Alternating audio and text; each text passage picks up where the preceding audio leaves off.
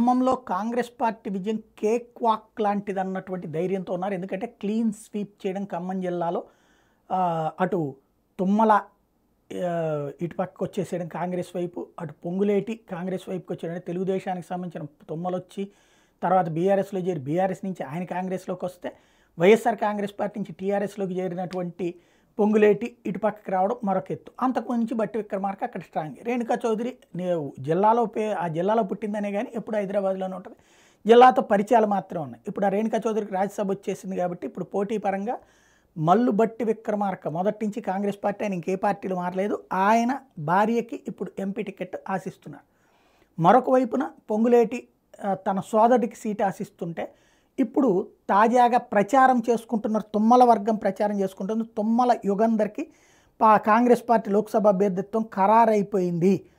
రేవంత్ రెడ్డి గారి సమక్షంలో సోనియా గాంధీతో భేటీలో యుగంధర్ పాల్గొనబోతున్నారు. తద్వారా ఆ సీటు రేవంత్ రెడ్డి తుమ్మల యుగంధర్కి ఇప్పిస్తున్నారన్నట్టు తాజా అంశం.